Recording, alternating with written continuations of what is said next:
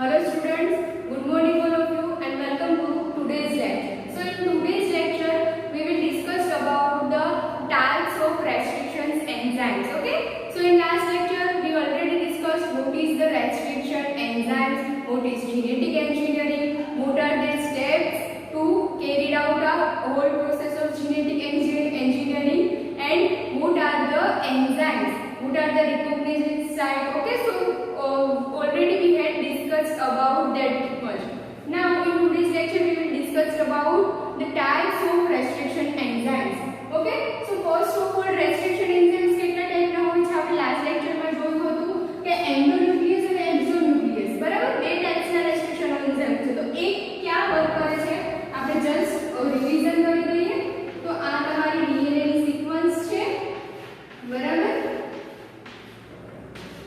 તો હવે આ શું કરશે અહીંયા આ બંને જોડાયેલા હશે હવે એક્ઝોન્યુક્લિયસ શું કરે છે એક્ઝોન્યુક્લિયસ જસ્ટ પોતાના એન્ડ ઉપર જ અહીંયા એનું વર્ક કરશે અને આને અલગ પાડી દેશે બરાબર તો રિઝલ્ટિંગ તરીકે તમને કઈ રીતે મળશે એઝ ઇટ ઇઝ આ એવું જ મળશે બરાબર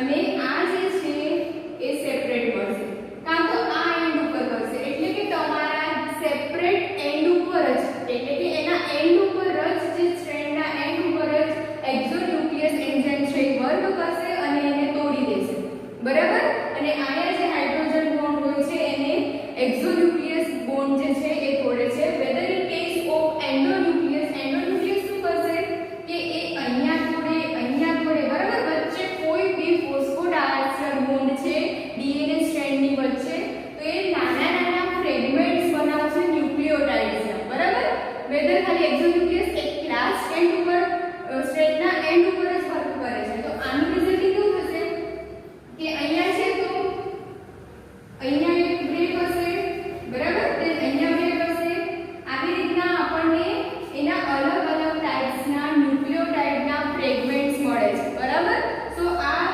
એક્ઝોન્યુક્લિયસ છે અને આ એન્ડોન્યુક્લિયસ છે બંને કઈ રીતે વર્ક કરે છે we already got it and endonuclease જ્યારે અહીંયા કટ કરે છે બરાબર તે વચ્ચે બે અલગ ફ્રેગમેન્ટ કરે છે તો શું છે કે એની તો જ્યારે એન્ડોન્યુક્લિયસ એન્ઝાઇમ વર્ક કરશે આ જે બ્રેક બનશે ત્યારે શું થશે કે 5 પ્રાઇમ ઉપર જે કટ હશે 5 પ્રાઇમ ઉપર એની પર ફોસ્ફેટ ગ્રુપ હશે બરાબર અને જે 3 ડેઝ એન્ડ ગ્રુપ પર એટલે કે 3 ડેઝ એન્ડ નું જે હશે અહીંયા આપણે ખબર છે 5 ડેઝ 3 ડેઝ હશે તો આ જે કટ થશે તો આને 5 કહેશું આને 3 કહેશું અને 5 અને 3 બરાબર એ રીતના હશે તો આ ગ્રુપ ઉપર આપણું ફોસ્ફેટ ગ્રુપ પ્રેઝન્ટ હશે અને આ એન્ડ ઉપર free hydroxyl group okay present હશે એન્ડોન્યુક્લિયસ એન્ઝાઇમ્સ થી જેની અંદર કટ થયું હશે એના અંદર બરાબર તો આ તો એક્ઝોન્યુક્લિયસ એન્ડોન્યુક્લિયસ એન્ઝાઇમ તો હવે આપણે એના રેસ્ટ્રિક્શન એન્ઝાઇમ્સ ટોટલ કેટલા ટાઇપ્સના છે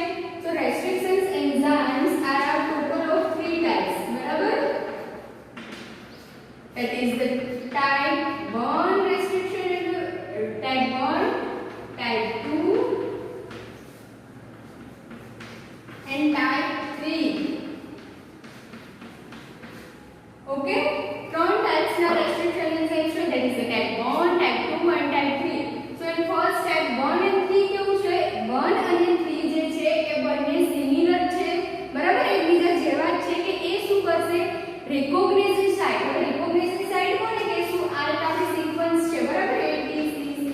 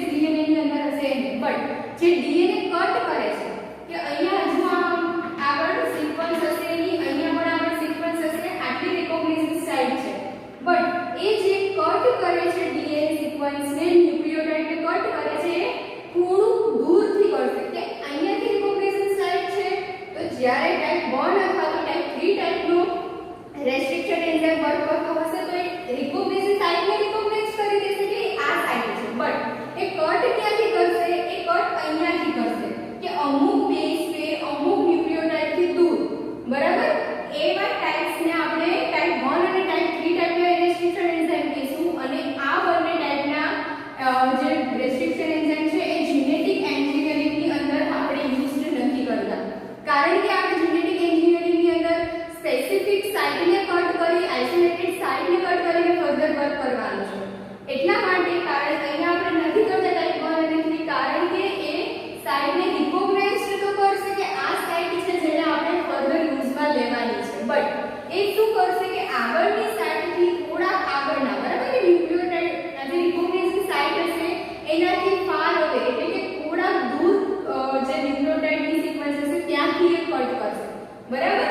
અને જે ટાઈપ 2 ટાઈપના જે રેસ્ટ્રિક્શન એન્ઝાઇમ જે છે એ શું કરશે, રિકોગ્નાઇઝિંગ સાઇટને પહેલા રિકોગ્નાઇઝ કરશે કે આ સાઇટ છે કે જેને આપણે તોડવાની છે અને ફર્ધર એનું વર્ક કરવાનું છે, અને કટ પણ અહીંયાથી ન જ કરશે, બરાબર. આ ડિફરન્સ છે ટાઈપ 1 અને ટાઈપ 3 ટાઈપ 2 ના રેસ્ટ્રિક્શન એન્ઝાઇમ્સ ની અંદર, બરાબર, કે 1 અને 3 છે એ રિકોગ્નાઇઝિંગ સાઇટના દૂરથી કટ કરશે, જ્યારે ટાઈપ 2 છે એ રિકોગ્નાઇઝિંગ સાઇટના એક્ઝેક્ટ એજ પોઈન્ટથી કટ કરશે, બરાબર.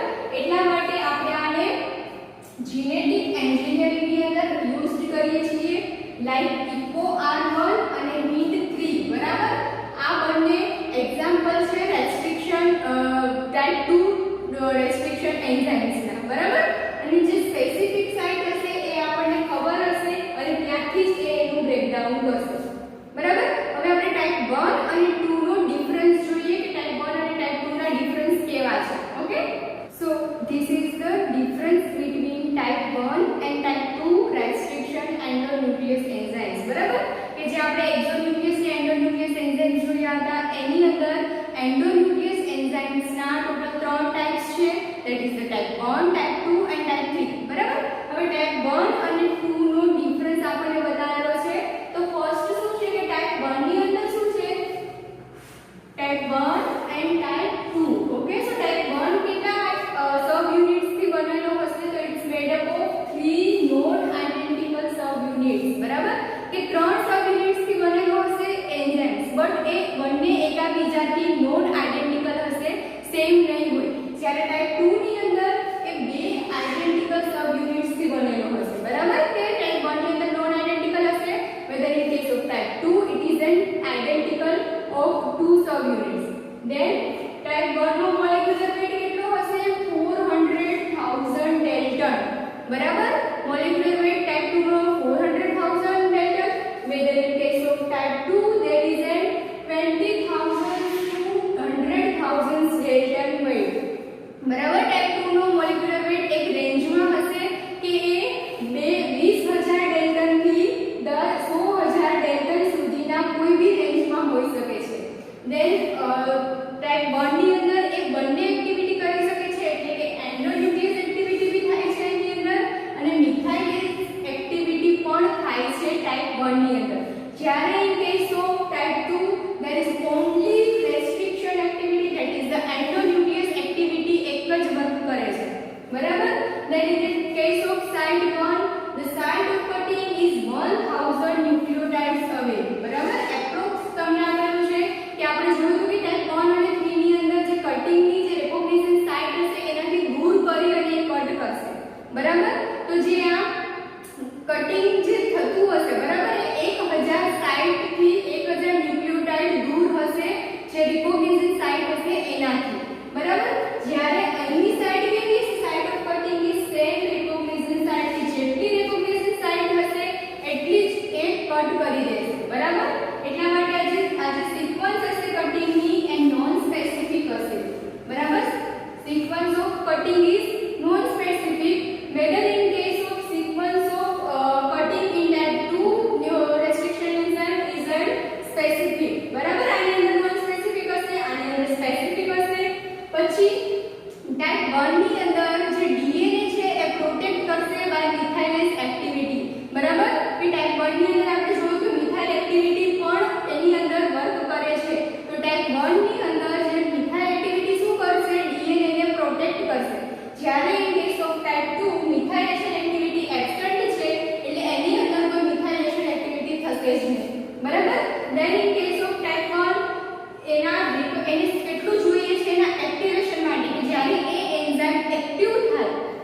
વર્ક માટે, તો એ ત્યારે એક્ટિવ થશે કે જ્યારે એને એના નીડેડ એલિમેન્ટ્સ એટલે કે મેગ્નેશિયમ, એટીપી અને એડિનોસાઇન મિથિયોનિન, બરાબર, આ ત્રણ એલિમેન્ટ્સ એને મળશે એન્ઝાઇમ્સ કે એ ત્યારે જ એ એક્ટિવેટ થશે, બરાબર, magnesium, then ATP and adenosine methionine, બરાબર. ત્રણ એન્ઝાઇમ્સ ત્રણ એલિમેન્ટ્સ જોશે એને એક્ટિવેટ કરવા માટે ટાઈપ 1 ને, બરાબર.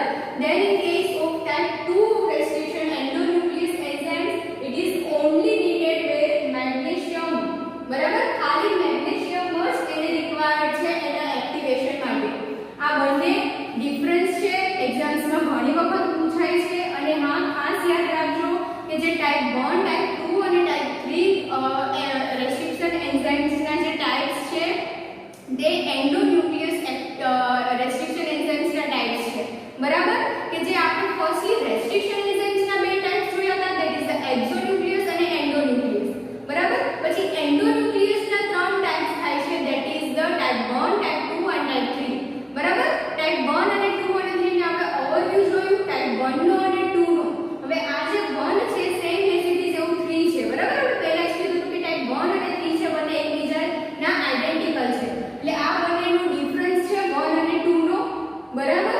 નાઉ ટાઈપ 2, બરાબર, કે જે ટાઈપ 3 રેસ્ટ્રિક્શન એન્ડોન્યુક્લિયસ એન્ઝાઇમ્સ છે એને આપણે ડીપમાં જોઈએ છીએ.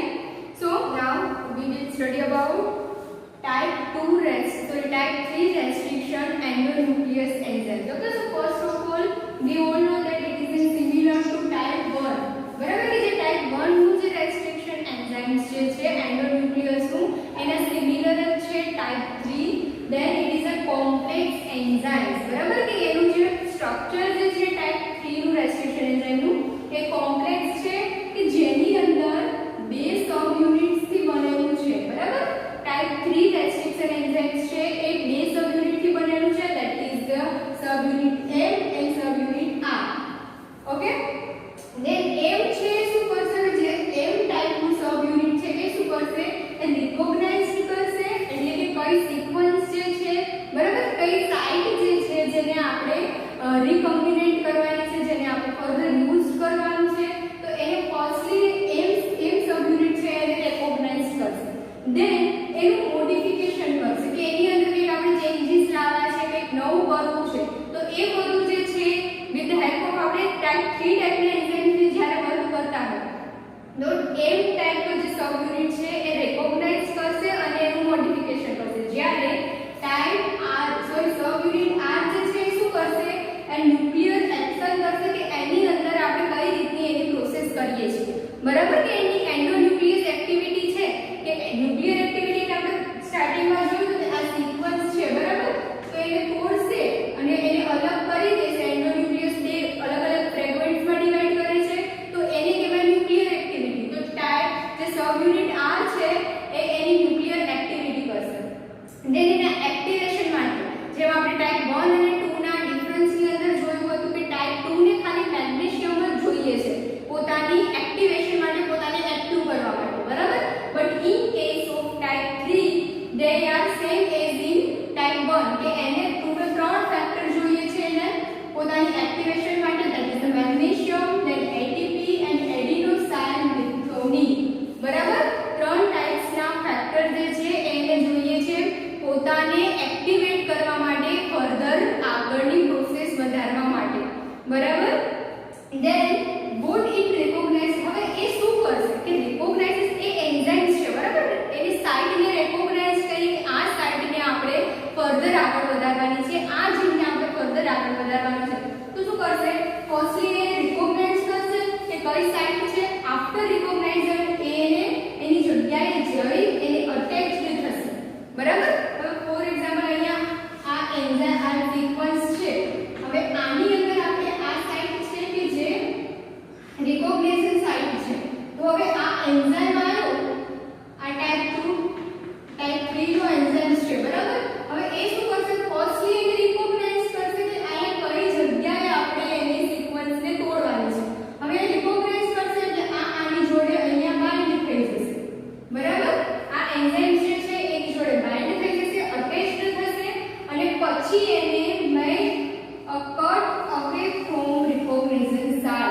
બરાબર. આપણે ટાઈપ 1 અને 3 નો ડિફરન્સ શું જોયો હતો કે ટાઈપ 1 અને 3 ની અંદર એ શું કરશે, આ રિકોગ્નિશન સાઇટ છે આપણી, બરાબર, આટલી, તો હવે એ અહીંયાથી એને કટ કરશે.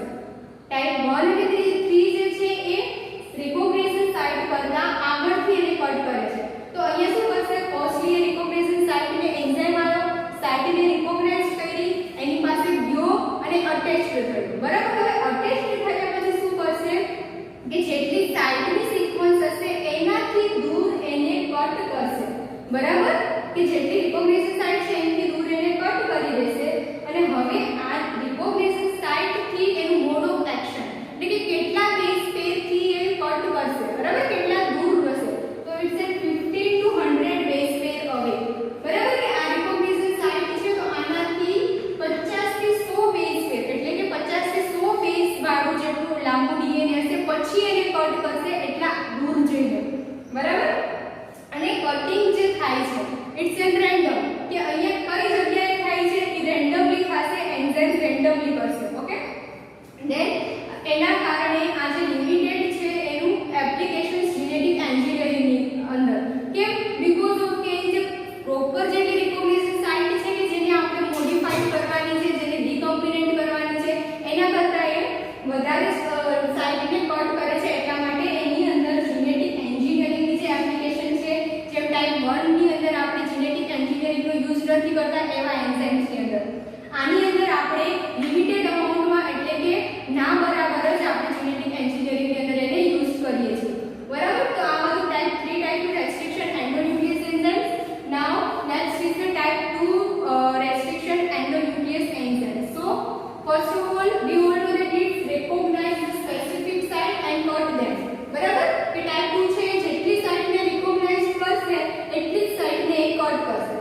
then it's made up of two identical subunit.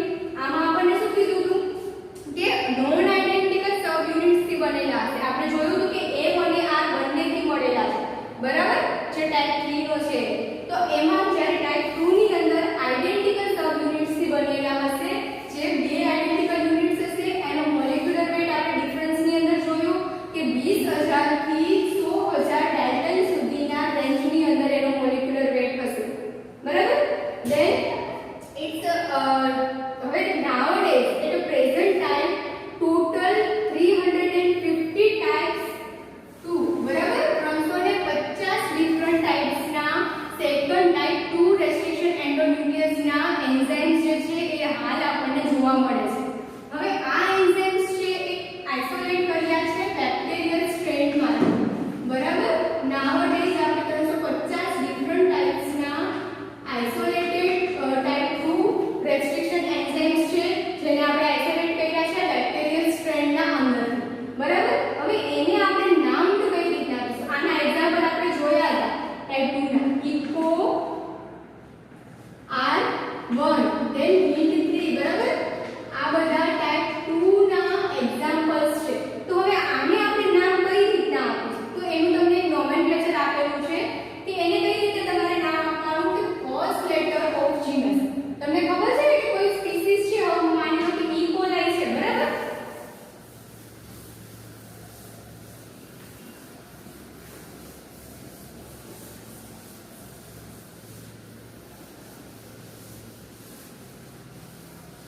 હવે આ જે છે ઇકો R1 then HINT2, આ બંને HINT3 છે, આ બંને એક્ઝામ્પલ છે ટાઈપ 2 રેસ્ટ્રિક્શન એન્ડોન્યુક્લિયસ ટાઈપના, બરાબર. ટાઈપ 2 રેસ્ટ્રિક્શન એન્ડોન્યુક્લિયસ એન્ઝાઇમ્સ છે, બરાબર.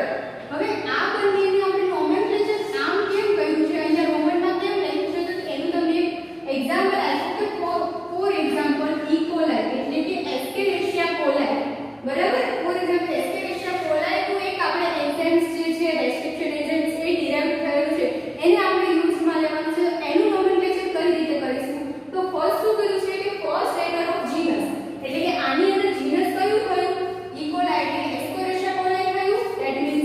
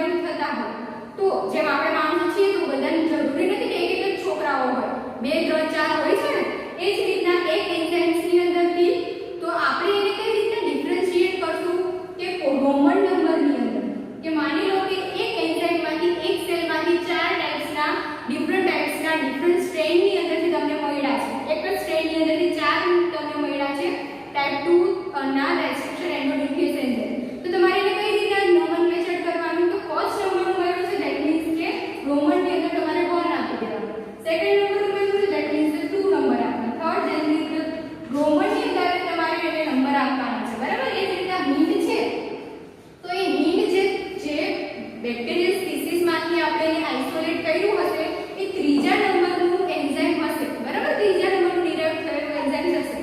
આ રીતના આપણે એનું નોમેનક્લેચર કરીએ છીએ, બરાબર. ટાઈપ 2 રેસ્ટ્રિક્શન એન્ડોન, કારણ કે એ ઘણા બધા ટાઈપ્સના છે, અત્યારના સમયમાં 350 છે ટાઈપ 2, એટલે એને આપણે આ રીતે ડિફરન્શિએટ કરીશું, બરાબર. સો નાઉ હવે જે આ ટાઈપ 2 ના એન્ડોન્યુક્લિયસ એન્ઝાઇમ્સ છે એ મોસ્ટલી પેલિન્ડ્રોમિક, બરાબર, પેલિન્ડ્રોમિક સિક્વન્સને રિકોગ્નાઇઝ કરશે. હવે vote is the palindromic sequence? તો કોઈ એક સિક્વન્સ છે, બરાબર, 5 days to 3 days આ આપણી સિક્વન્સ છે. હવે પેલિન્ડ્રોમિક સિક્વન્સ કેને કહેશું કે રાઈટ થી લેફ્ટ, બરાબર. એક સિક્વન્સ અહીંયા AT GC રાખીએ અને અહીંયા આપણે જોઈએ, બરાબર. આ જે ટેમ્પલેટ સ્ટ્રેન્ડનું તમારું 5 to 3 પ્રાઇમની જે સિક્વન્સ હશે, બરાબર, જેટલું સેટ હશે એટલું તમે 3 days to 5 days જે ઓપોઝિટ, આમાં તમારે રાઈટ ટુ લેફ્ટ જોવાનું અને અહીંયા લેફ્ટ ટુ રાઈટ જોવાનું, બરાબર. એ જો સેમ હશે એને આપણે પેલિન્ડ્રોમિક સિક્વન્સ કહેશું, બરાબર. તો જે ટાઈપ 2 નામના જે રેસ્ટ્રિક્શન એન્ડોન્યુક્લિયસ એન્ઝાઇમ્સ છે એ મોસ્ટલી પેલિન્ડ્રોમિક સિક્વન્સને રિકોગ્નાઇઝ કરે છે અને એનું રિકોમ્બિનેશન કરે છે. અને આ જે હોય છે એ એપ્રોક્સ 4 થી 6 બેઝ પેરની અંદર હોય છે, બરાબર. It consist of 4 to 6 base પેર. હવે તમને એમાંથી એક ટર્મ આપેલી છે that is the axis of symmetry. So what is axis of symmetry? For example આ તમારી પેલિન્ડ્રોમિક સિક્વન્સ છે, આને તમારે રીકમ્બાઇન્ડ કરવાનું છે, આને તમારે આગળ ફર્ધર પ્રોસેસ કરવાની છે, બરાબર. તો હવે આ પ્રોસેસની અંદર તમે જ્યારે કટ કરશો કે એક રિકોગ્નિશન સાઇટ તમે લો છો આટલું, બરાબર. હવે એને કટ કરો છો તો આને તમે જ્યારે બે પાર્ટની અંદર કે પેલિન્ડ્રોમિક સિક્વન્સને તમે 2 ઇક્વલ પાર્ટ્સની અંદર કટ કરી અને પછી આટલા પાર્ટ્સનું તમે ફર્ધર આખું વર્ક કરો છો, રીકોમ્બિનેશન ટેકનોલોજીથી તમે એની રીકોમ્બિનેશન એનું જેનેટિક એન્જિનિયરિંગ કરો છો, તો આટલા પાર્ટને તમારે જે વચ્ચેથી બે પાર્ટ કર્યા હશે એને આપણે એક્સિસ ઓફ સિમેટ્રી કહીશું, બરાબર. હવે એની અંદર પણ બે પોસિબિલિટી છે કે જ્યારે પેલિન્ડ્રોમિક સિક્વન્સ છે એ એન્ઝાઇમ્સથી કટ થાય છે તો એવું થાય કે અમુક વખત આ એક્સિસ ઓફ સિમેટ્રી છે, બરાબર. તો એના જોડે પણ કટ થતું હશે, એટલે કે along with axis of symmetry અને ખાલી કે ઓન્લી એક્સિસ ઓફ સિમેટ્રી, બરાબર. કે જ્યારે કટ કરીએ છીએ તો એક એવી પોસિબિલિટી છે કે તમે એનું રીકોમ્બિનેશન કરો છો તો તમારી જે રિકોગ્નિશન સાઇટ છે એને કટ કરો છો તો એક્સિસ ઓફ સિમેટ્રી જોડે પણ આવે છે, અને ખાલી બીજી પોસિબિલિટી એ છે કે ખાલી તમારી રિકોગ્નિશન સાઇટ છે પેલિન્ડ્રોમિકની એ જ તમે એને ફર્ધર વર્ક કરો છો એના ઉપર જ, બરાબર. તો અહીંયા તમારા ટાઈપ 2, ટાઈપ 3 અને ટાઈપ 1 ત્રણ ડિફરન્ટ ટાઈપ્સના રેસ્ટ્રિક્શન એન્ડોન્યુક્લિયસ એન્ઝાઇમ શું છે એ જોયું છે. બંનેના ડિફરન્સ છે ટાઈપ 1 ટાઈપ 2 ના, અને ટાઈપ 1 અને 3 છે બંને એકબીજાના આઇડેન્ટિકલ છે, બરાબર. બંનેના વર્ક સેમ લાઈક જેવા જ છે. અને ટાઈપ 2 જે છે એનું રિકોગ્નિશન સાઇટ જે હોય છે એ સ્પેસિફિક હોય છે, જ્યારે ટાઈપ 1 નું જે છે એ નોન સ્પેસિફિક હોય છે. ઓકે. હવે આ આપણે રિકોગ્નિશન સાઇટને આપણે કટ કરવી છે તો એની અંદર એન્ડ ક્રિએટ થશે, બરાબર. That is the blunt and અને કોહેઝિવ એન્ડ. હવે એ એન્ડ શું છે તે આપણે આગળ જોઈએ. So now what is blunt end and sticky end, બરાબર. કે આપણે રેસ્ટ્રિક્શન એન્ઝાઇમ્સથી કોઈ કટ કરીએ છીએ સાઇટને તો એની અંદર એન્ડ બને છે કે એના બે અલગ ટાઈપ્સ હોય છે કે બ્લન્ટ એન્ડ છે કે સ્ટિકી એન્ડ છે. So what is the blunt end? તો it's a make a simple double stranded cut in the middle of recognition site, બરાબર. એક સિમ્પલ કટમાં એક સિમ્પલ જ્યાંથી એ સાઇટમાંથી કટ કરે છે એક સિમ્પલ જ કટ હશે આખી બંને સાઇડની અંદર, બંને ડબલ સ્ટ્રેન્ડની અંદર, બરાબર. કે બે સ્ટ્રેન્ડની અંદર એક સિમ્પલ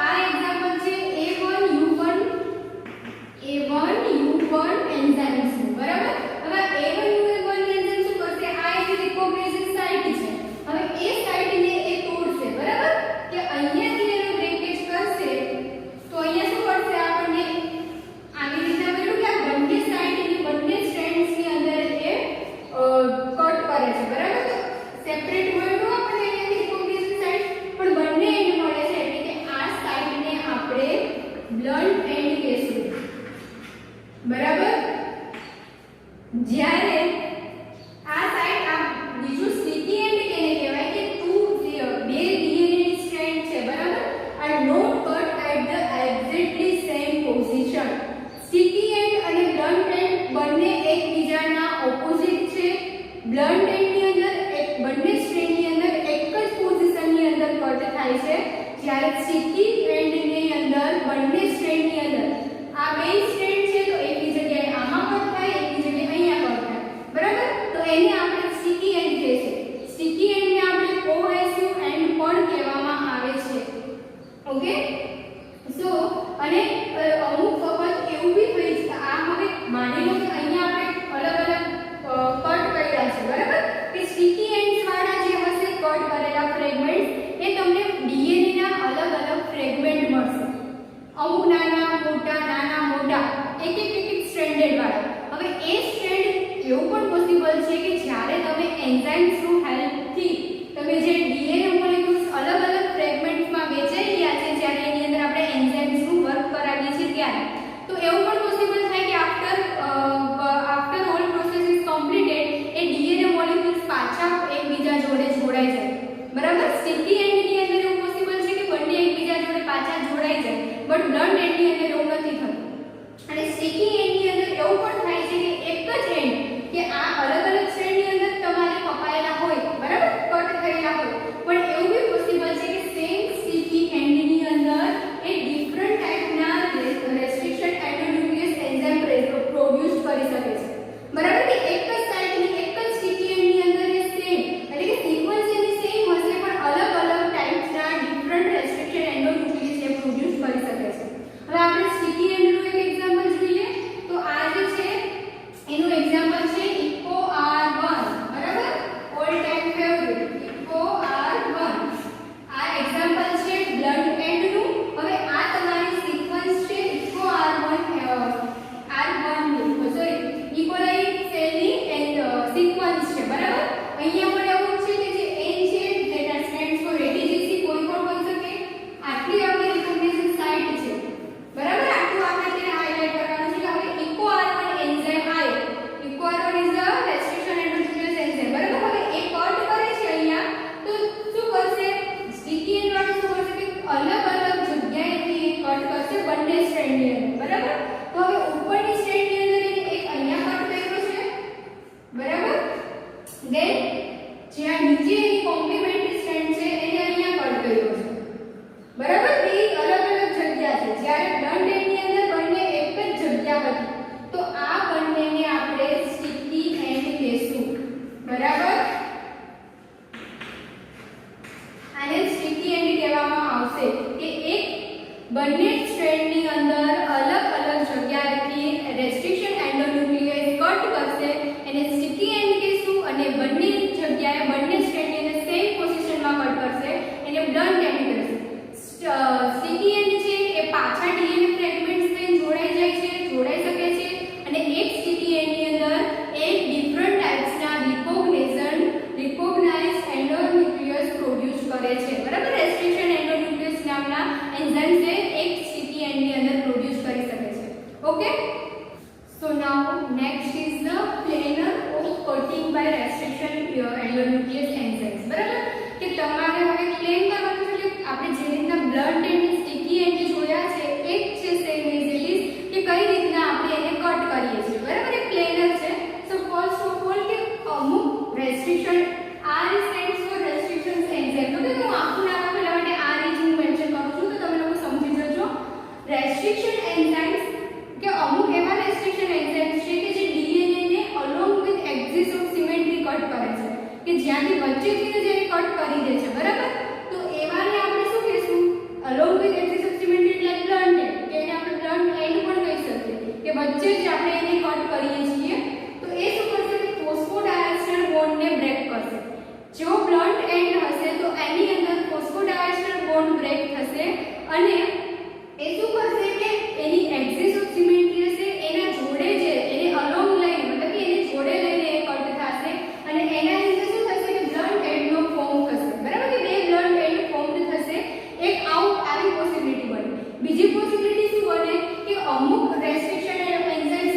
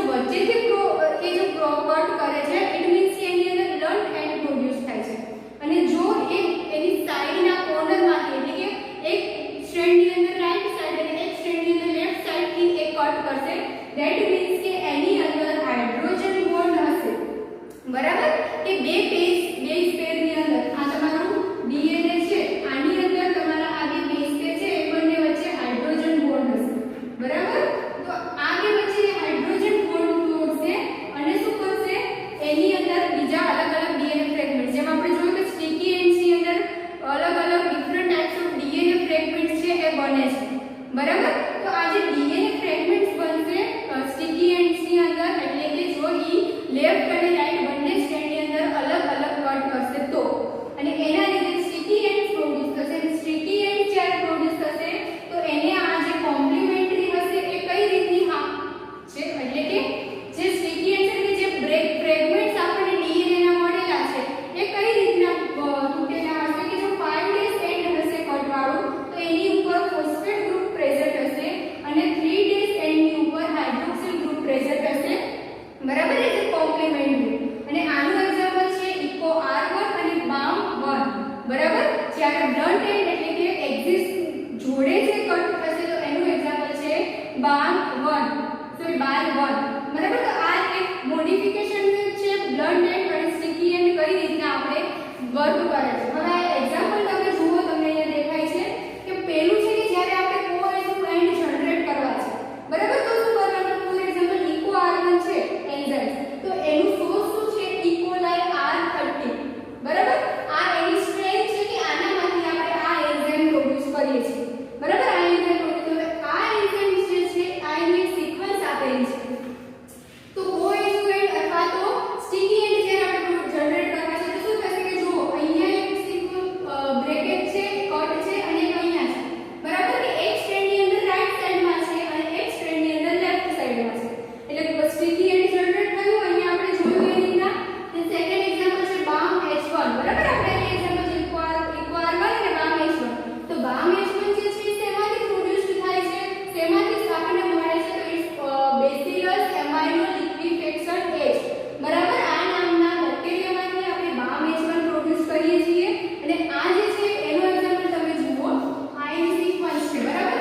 તો અહીંયા પણ એવું છે એક સ્ટ્રેન્ડની અંદર રાઈટ સાઈડમાં કટ કરે છે, એક સ્ટ્રેન્ડની અંદર લેફ્ટ સાઈડમાં કરે છે અને ડીએનએ ના ફ્રેગમેન્ટ્સ બનાવે છે. અહીંયા આગળ હશે સિક્વન્સ, બરાબર. તો આ આનું એક્ઝામ્પલ હતું કે આપણે જ્યારે સ્ટીકી એન્ડ જનરેટ કરવું છે ત્યારે, જ્યારે હવે બ્લન્ટ એન્ડ જનરેટ કરવું છે એનું એક્ઝામ્પલ છે A1U1, બરાબર. બ્લન્ટ એન્ડ તો એ તેમાંથી આપણને મળશે એરિથ્રોવેક્ટર ન્યુક્લિયસ, બરાબર. આ એનો સોર્સ છે. હવે એનું એક્ઝામ્પલ જુઓ તમે અહીંયા, તો આ સેમ જ છે કે અહીંયા એક જ પોઝિશન ઉપર આપણે હમણાં થોડી વાર પહેલા જોયું કે એક્સિસ ઓફ સિમેટ્રી, કે આને આપણે એક્સિસ ઓફ સિમેટ્રી લેશું કે બે પેલિન્ડ્રોમિક સિક્વન્સ વચ્ચેથી, બરાબર. કે વચ્ચેથી જેને આપણે કટ કરેલી એક્સિસ ઓફ સિમેટ્રી કહેવાશે. તો જ્યારે આપણે એક્સિસ ઓફ સિમેટ્રીમાં કટ કરીશું, બરાબર, ત્યારે બ્લન્ટ એન્ડ ફોર્મ થશે, એટલે કે આ એક પોઝિશન ઉપર થઈને બ્લન્ટ એન્ડ ફોર્મ થયું. એ જ રીતે બીજું એક્ઝામ્પલ છે BAL1, તો એની એ શેમાંથી મળે છે આપણને, given from Staphylococcus aureus, that is the 3A strain, બરાબર. આમાંથી કઈ રીતે હવે આનું આપણે એક્ઝામ્પલ જોઈએ તો આ એની સિક્વન્સ છે. તો એની અંદર પણ તમે જુઓ એક જ પોઝિશન, એટલે કે 3 અહીંયા 3 અહીંયા, એટલે કે અડધી સિક્વન્સ છે આપણે એને કટ કરીશું, એટલે કે એક્સિસ ઓફ સિમેટ્રી ઉપર, એટલા માટે એક પોઝિશન ઉપર કટ થશે એટલે એનું આપણે બ્લન્ટ એન્ડ ફોર્મ થશે, બરાબર. બહુ સિમ્પલ છે. બ્લન્ટ એન્ડ એટલે કે એક પોઝિશન ઉપર કટ થાય એને આપણે બ્લન્ટ એન્ડ કહીશું, અને અલગ અલગ પોઝિશન ઉપર કટ થશે સ્ટ્રેન્ડની અંદર એને આપણે સ્ટીકી એન્ડ કહીશું. ફરી ઘૂમી તમને ટેક્સ્ટ બુકની અંદર આપેલું છે કે આને આ કહેવાય, આને આ કહેવાય, પણ એ સિમ્પલ તમારે આટલું જ યાદ રાખવાનું છે અને બંનેના એક્ઝામ્પલ યાદ રાખવાના છે. ટેક્સ્ટ બુકની અંદર બીજા પણ ઘણા બધા એક્ઝામ્પલ આપેલા છે, જોઈ લેજો એક વખત. મેં ખાલી બંનેના બે એક્ઝામ્પલ જ લીધા છે, ઓકે. હવે આપણે એની યુઝેસ જોઈએ. Next is the uses of restrictions enzymes, બરાબર. કે હવે રેસ્ટ્રિક્શન્સ એન્ઝાઇમ્સ છે કઈ રીતે કયા યુઝમાં આપણે યુઝ કરી શકીએ છીએ. તો first is to cut a source DNA into small fragments for isolation of desired gene, કે આપણે કોઈ પર્ટિક્યુલર જીનનું ક્લોનિંગ કરવું છે, બરાબર. ફર્ધર રિકમ્બિનેન્ટ ડીએનએ ટેકનોલોજી યુઝથી ક્લોનિંગ કરવું છે, તો જ્યારે આપણે એને આઇસોલેટ કરશું જીનને, તો એ જીનને કટ કરવા માટે પણ આપણે રેસ્ટ્રિક્શન્સ એન્ઝાઇમનો યુઝ કરી શકીએ છીએ. then to cut out unwanted sequence from natural vector, કે જે વેક્ટર હશે નેચરલ, બરાબર, કે જેના આપણે ડીએનએ ને મર્જ કરીએ છીએ, તો એ વેક્ટરની અંદર અમુક એવી સિક્વન્સ હશે કે જે આપણે નથી જોતી, તો એને પણ આપણે રેસ્ટ્રિક્શન એન્ઝાઇમ્સના હેલ્પથી એને રિમૂવ કરી શકીએ છીએ. then to cut vector DNA for cloning, બરાબર, કે વેક્ટરને પણ આપણે કટ કરી શકીશું with the help of restriction enzymes cloning માટે. then ક્લોનિંગ છે એક પ્રકારની જે આપણે આખું જેનેટિક એન્જિનિયરિંગની એક પ્રોસેસ છે, બરાબર? કે large DNA into small fragment for nucleotide sequencing. હવે અમુક રિસર્ચ લેવલે કોઈ નવું બેક્ટેરિયા તમને આઇસોલેટ થયું છે, બરાબર? કે નવું તમને મળ્યું છે, તો એનું તમે કોઈ જીડીઆરસી જેવી કોઈ બ્રાન્ચ છે એમાં તમે એનું સિક્વન્સિંગ કરાવવા આપો, તો એમાં પણ તમે રેસ્ટ્રિક્શન એન્ડોન્યુક્લિયસ એન્ઝાઇમ્સથી રેસ્ટ્રિક્શન એન્ઝાઇમ્સથી તમે એને લાર્જ ડીએનએ છે એને તમે નાના ડીએનએ ની અંદર કટ કરી પછી તમે એને સિક્વન્સિંગમાં આપી શકો, બરાબર? then to construct restriction map of DNA, કે તમારે કોઈ ડીએનએ છે એને તમારે આખું એનું મેપ જેનેટિક મેપ બનાવવું છે, એના માટે પણ તમે રેસ્ટ્રિક્શન એન્ઝાઇમ્સનો હેલ્પ કરી એનો યુઝ કરી શકો છો. then last is that to cut DNA to determine variant sequence of closely related individual, બરાબર? કે અમુક એવા બે સરખા લાગતા હોય, બરાબર? કોઈ ઓર્ગેનિઝમ બે એક જ જેવી મોર્ફોલોજી તમને ધરાવતા હોય, હવે એને તમારે ડિફરન્શિએટ કરવા છે, તો with the help of restriction fragment આ એક પ્રોસેસ છે, restriction fragment length polymorphism RFLP, બરાબર? આ પ્રોસેસની અંદર રેસ્ટ્રિક્શન એન્ઝાઇમ્સ યુઝ કરીએ છીએ આપણે, અને એના હેલ્પથી તમે બે ક્લોઝલી રિલેટેડ ડીએનએ છે એને તમે ડિફરન્શિએટ કરી શકો છો, બરાબર? આ બધા રેસ્ટ્રિક્શન એન્ઝાઇમના યુઝિસ હતા કે ક્યાં તમે એને યુઝ કરી શકો છો. ક્લોનિંગમાં યુઝ કરો, લાર્જ ડીએનએ છે સ્મોલ ડીએનએ ની અંદર કન્વર્ટ કરવું છે, કોઈ બે સિમિલર ડીએનએ છે એને આઇડેન્ટિફાઈ કરવું છે, બરાબર? ન્યુક્લિયોટાઇડ સિક્વન્સિંગ કરવું છે, તો એની અંદર તમે રેસ્ટ્રિક્શન ફ્રેગમેન્ટનો યુઝ કરી શકો છો, રેસ્ટ્રિક્શન એન્ઝાઇમ્સનો, બરાબર? કે કોઈ વેક્ટર ક્લોનિંગ માટે યુઝ કરવું છે એની અંદર, કે વેક્ટરની અંદર અનવોન્ટેડ ન્યુક્લિયોટાઇડ સિક્વન્સ છે એને રિમૂવ કરવા માટે પણ આપણે રેસ્ટ્રિક્શન એન્ઝાઇમ્સનો યુઝ કરીએ છીએ. ઓકે, સો આજના લેક્ચરમાં